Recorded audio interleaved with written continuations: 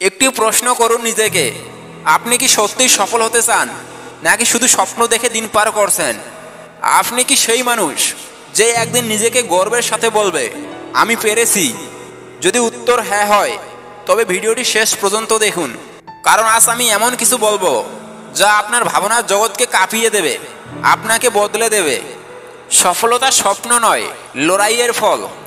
সফলতার পথে তিনটি জিনিস লাগবে: স্বপ্ন, পরিশ্রম আর লেগে থাকার জেদ। অনেকেই শুধু স্বপ্ন দেখে, কিন্তু খুব কম মানুষই সেই স্বপ্নকে বাস্তবে রূপ দেয়। কেন জানেন? কারণ সফলতার পথ সহজ নয়। এই পৃথিবীতে দুই ধরনের মানুষ আছে।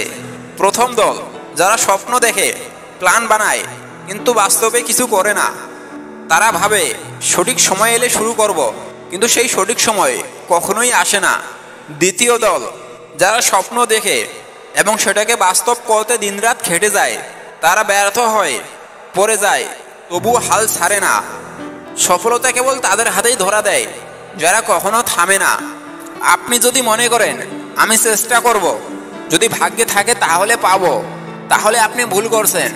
কারণ ভাগ্যকে জয় করতে হয়, ভাগ্যের উপর নির্ভর করে বাঁচা নয়। এখনই নিজের সাথে প্রতিজ্ঞা করুন, আমি স্বপ্ন দেখব, কিন্তু শুধু স্বপ্ন দেখেই বসে থাকবো না। আমি ব্যর্থতা থেকে পালাবো না, বরং ব্যর্থতা থেকে শিখব। আমি অন্যের মতামতের ভয়ে থেমে যাব না। আমি প্রতিদিন নিজেকে উন্নত করব, যত ছোট পদক্ষেপেই হোক না কেন।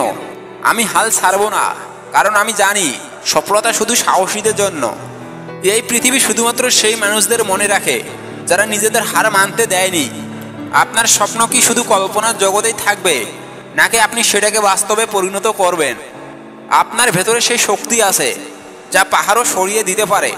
শুধু দরকার সাহস, লড়াই আর লেগে থাকার মানসিকতা। আপনি কি সেই বিজয়ীদের দলে থাকতে চান? যদি চান, তবে আজ থেকেই শুরু করুন।